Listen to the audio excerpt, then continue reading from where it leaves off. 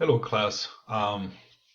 So instead of having a live session this week, I decided to record some videos that pertains to the problems in the discussion, right? So you've listed 5 problems uh, that you struggle with. So I figured, you know, just create some videos that addresses those issues. So I've randomly picked today 4 problems, and tomorrow I'll pick some 4 or 5 problems, that I deem that they're pretty difficult for everybody, and so you can kind of watch those videos and get prepped for the final exam. Okay. All right. So let's get started. So I'm gonna start with the first one here. Um, oops. All right. So dividing polynomials, right? So we're gonna have a polynomials over a binomial. So let me set it up. So it's basically 10z squared, oh, z to the power of 3, I'm sorry, minus 13z squared. Well, what am I putting? Okay, z squared plus 9z plus 1, right? That's the dividend. And I want to divide that by 5z minus 4. Okay? All right, so one of the students had that as a problem that she struggled with. All right, so what is the process of dividing? The only thing you can do for this one is to divide. To use a long division, right? And so the process is. So I'm going to show you the process, right? So our goal is to find the quotient. Okay, the answer, the solution. All right, so how do we get around that? All right, so let's follow those steps. So what I'm going to do, I'm going to take the first um, term of the dividend here. I'm going to divide by the first term of the divisor, 5z. So I'm going to go here on the side, and I'm going to say 10z to the power of 3 divided by 5z. Right? So we know our exponential rules, right? So we know when we simplify that, we have 10 divided by 5 is 2, and then z to the power of 3 divided by z is z squared. That value here is going to be the first term of your quotient, right? 2z squared. And we're going to put that right above the z squared term here. And that's it, 2z squared. That's our first step. Now, we know that if we multiply the 5z and the 2z squared, that gives me 10z cubed, right?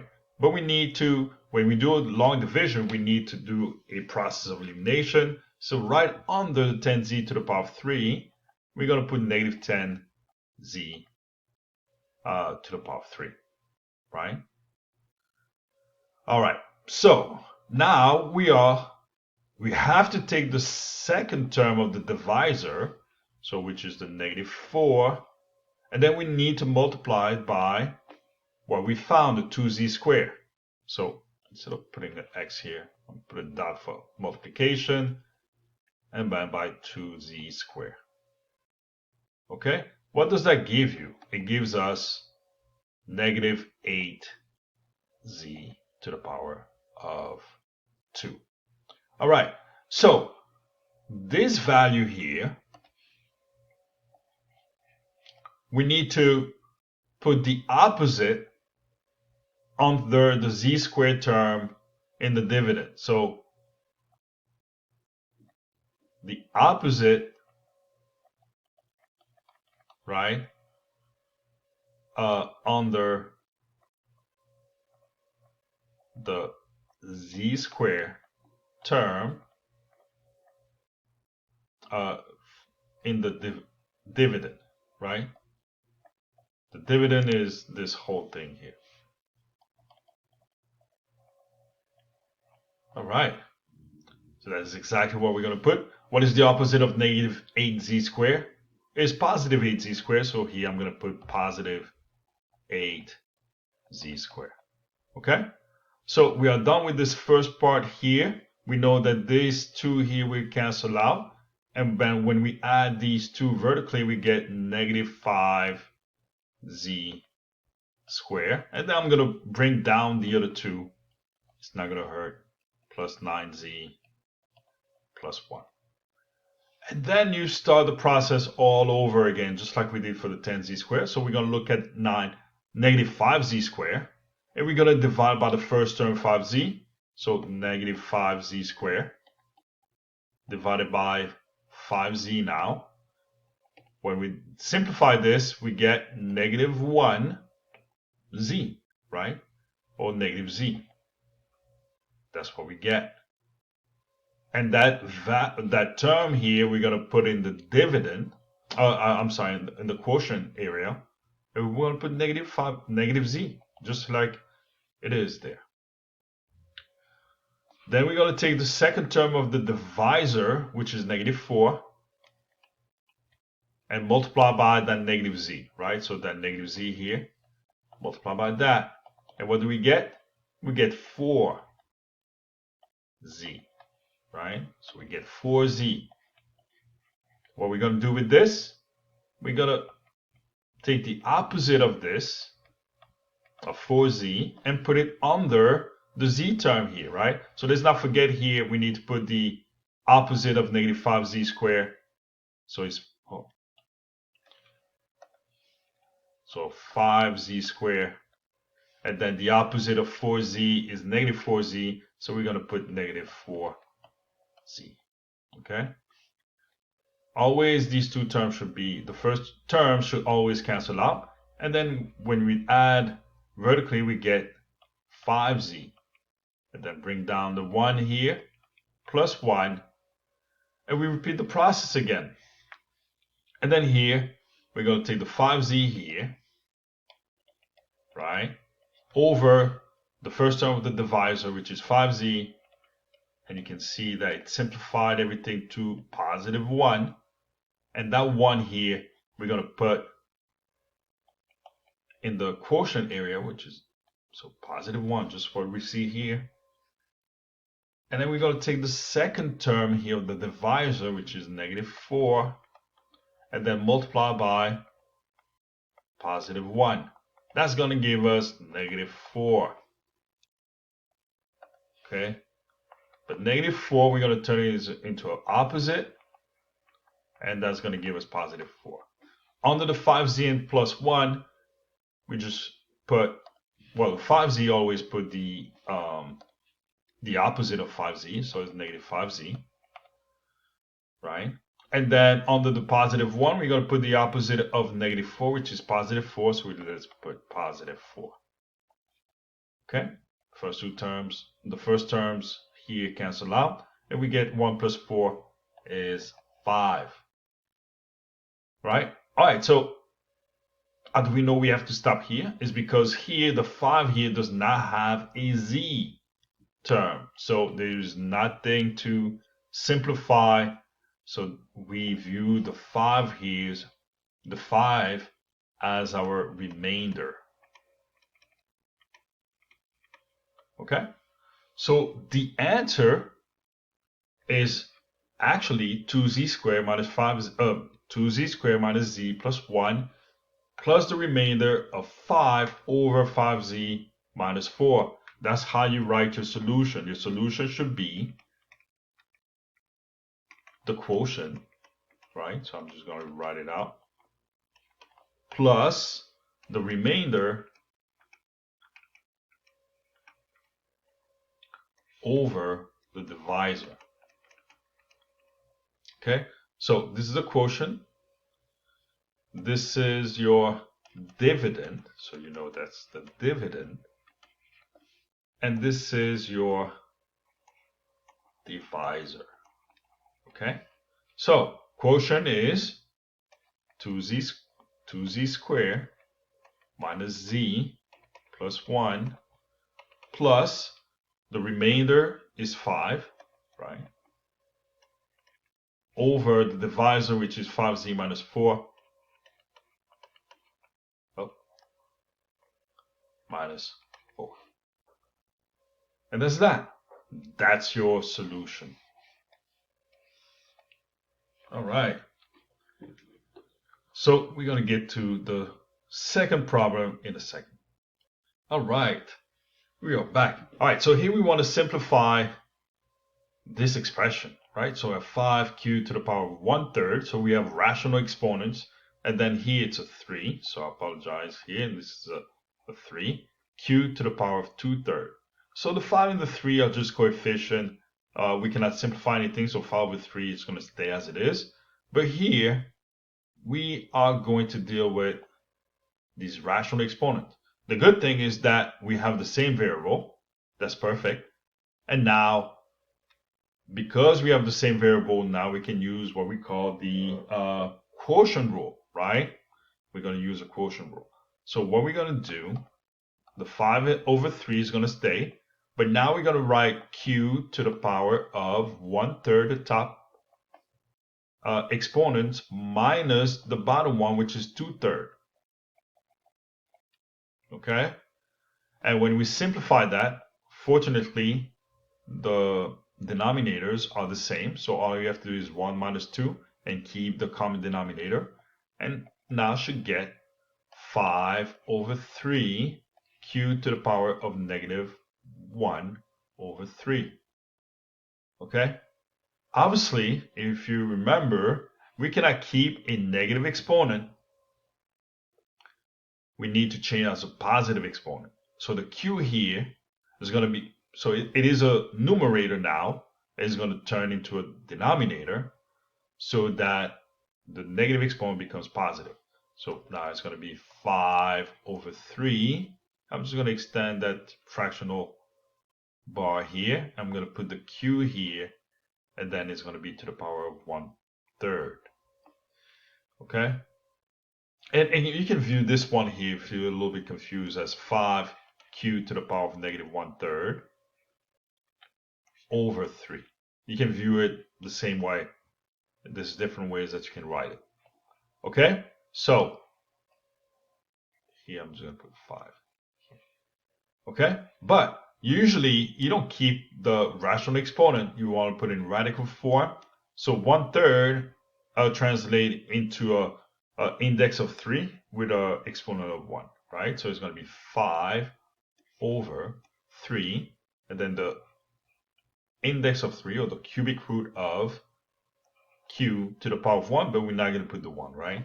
And that's your final answer. Okay, so let's stop. All right, third problem. We want to solve a system of linear equations using the elimination method, right? But here we have a problem because we have fraction involved. Okay, so our goal is to simplify this, right? Every time you have fraction involved, you want to clear out the fraction first, right? So what we're going to do is to clear out the fraction of the first equation, this one, and then the second one. How do we do that? Well, we need to find the LCD of the first one, the least common denominator, is just 9, right? So 9. For the second one is going to be 12. So LCD of the first one is 9, and the LCD of the second one is 12. Okay? If you multiply each term by 9 for the first one, then we're going to be able to clear out the fraction. If we multiply the second one by 12, we're going to be able to clear out the fraction. All right, so let's do that. So 9 times 1/3, that's going to be 9 divided by 3, if you want to put it like that. That's going to be 3x, right? So it cancels out this one, huh? It clears it out. Then here, the 9 and the over 9 here will cancel out. So only 2 left, so negative 2y. And then here, for the negative 2/3, is going to be 9 over 3, that's 3. And 3 times 2 is 6. In this case, negative 6. So that's it. If you want to look at it another way, is that So it's 9 here. I multiply this by 9, this by 9, and this by 9, right? And when I simplify, I get 3 here. 9 divided by 9 here is 1, and 9 divided by 3 is 3. Okay? So 3 times 1x, 3x, negative 1 times 2y, negative 2y, and 3 times negative 2, negative 6. Okay? So basically I'm doing the same thing here. 12. So let me remove this here. Let me put the 12. And times 12 here, times 12 here, and times 12 here. Okay. So the second equation should look like 12 over 12, 5x, right? And then plus 12 divided by 3 is 4. So it's going to be 4y equal to 12 times 1. There's no denominator here. So it's just 12. Okay? So now it is perfect for me to use the elimination method, right? So the elimination method means also the addition method. So what do we have to do here? The addition method is the practice of adding the two equations vertically, meaning I want to add the x term or the y term in order to cancel out one of those variables. But if I do 3 plus 5x, there's nothing canceling out, right? It's going to be 8x. If I do negative 2y plus 4, it's positive 2y, nothing canceling out.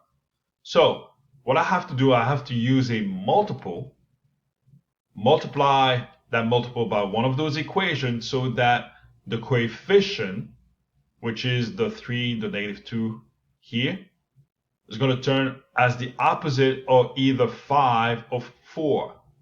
Okay? So for example, if I multiply the first equation by 2, and I decide to, and I'm attempting to cancel out the y term, the 2 and the negative 2 is going to turn into negative 4, which will be the opposite of positive 4. So when I add them vertically, it's going to cancel out. Okay?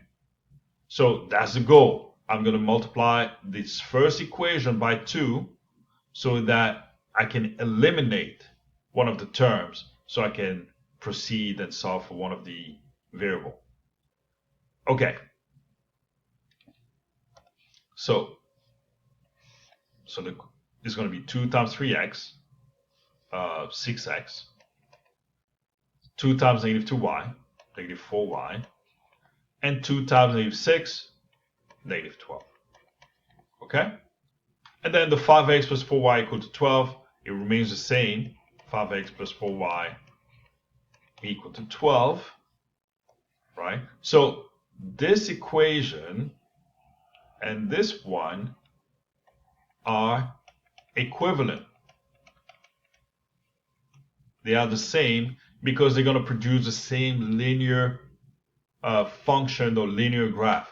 These two will be the same. It's just that I've augmented the magnitude. That's all. Okay. I increased the magnitude. That's what I meant to say. All right. So now, when I add vertically, it's beautiful because now the y term cancel out. And I'm left with 11x plus 0, I only need to put that, equal to negative 12 plus 12 is 0. So that's beautiful. So that gives me 11x equal to 0 divided by 11, and I still get x equal to 0. So that's my value of x. Okay, so now I need to find what y is equal to, and all I have to do is plug in 0 into any of those two equations, doesn't matter which one, and then solve for y. So let me take the first one. So I'm going to say 3x, but now that x is 0, I'm going to replace x with 0, minus 2y equal to negative 6. 3 times 0 is 0. So I'm left with negative 2y equal to negative 6. divided by -2. And I get y is equal to +3. All right, so what does that x equal to 0 and y equal to 3 mean? It actually means that these two lines, or the two lines with right here, this is a line and this is another line, it means that it intersects at 0, 3, the ordered pairs 0 and 3. So your solution here is the ordered pair 0 and 3. Okay? So that's that. All right, so the last problem is to rationalize this expression, right?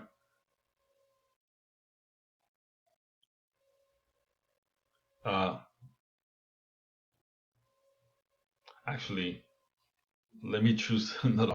All right, so here's another problem. All right, so here we want to solve this here, right? Using, this is a quadratic equation, and we want to use a quadratic formula in order to solve this, right? All right, so if you remember, the quadratic formula means that we need to find, so if you have a standard form of ax squared plus bx plus c equal to 0, then we need to use a, b, and c into the quadratic formula. But the problem here is that our a, b, and c are fractions, right? And we don't want to deal with fractions. We could do it, but we don't want to deal with fractions into our quadratic formula. So again, we don't need to deal with fraction, especially for equation. We can find what? An equivalent equation with different coefficients or constant. Okay, this is exactly what we're going to do.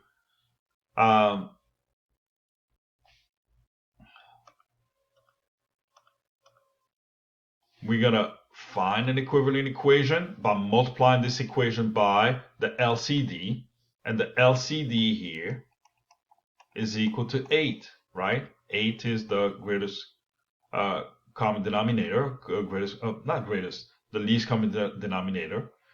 And we're going to multiply the first one by 8, the second one by 8, and the last one by 8. 0 times 8 is 0 anyway. So when we simplify, we should get the following. We should get a 3p squared plus 4 times 1p, that's 4p, minus 2 times 1 to equal to 0.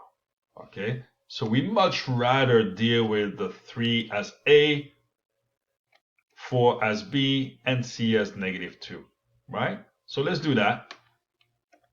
Let's use the quadratic formula. Instead of x is equal to, we're going to put p is equal to negative b, right? So a is equal to 3, b is equal to 4, and c is equal to -2. So it's going to be negative b, which is 4, plus minus square root of b squared, 4 squared minus 4 from the formula, a is equal to 3, and c is equal to -2. And everything over 2 times a, which is 3 here. Okay, all we have to do is simplify. Well, all we have to do. The next step is to simplify whatever is inside the radical. So it's going to be -4 plus minus square root of 16. And then you have -4 times 3 times -2. That's -24. I'm sorry, positive 24. Okay, that's positive 24 over 6. Let's simplify a little bit more. 16 plus 24 is 40. So let's put -4 plus minus square root of 40 over 6. Let's simplify the square root of 40. Square root of 40, the same thing as square root of 4 times square root of 10, right? We want to do it like that because square root of 4 is a perfect square. and that's going to simplify to 2 square root of 10. So let's do that. So it's going to be negative 4 plus minus square root of, plus minus 2 on the outside and square root of 10 over 6. When we simplify, we should get, well, 4 and 6 have 2 in common, so divide those two by 2. And we get negative 2. And then 2 and 6 also have a common factor of 2. So it's going to be 1 over 3. So it's going to be negative 2 plus minus 1. You don't have to put it, but square root of 10 over 3. Okay, so your answer or your solution of the 2 is going to be negative 2 minus square root of 10 over 3. And then negative 2 plus square root of 10 over 3, right? The plus and the minus shows you that you have 2 answers here. And that should be it for today. So expect maybe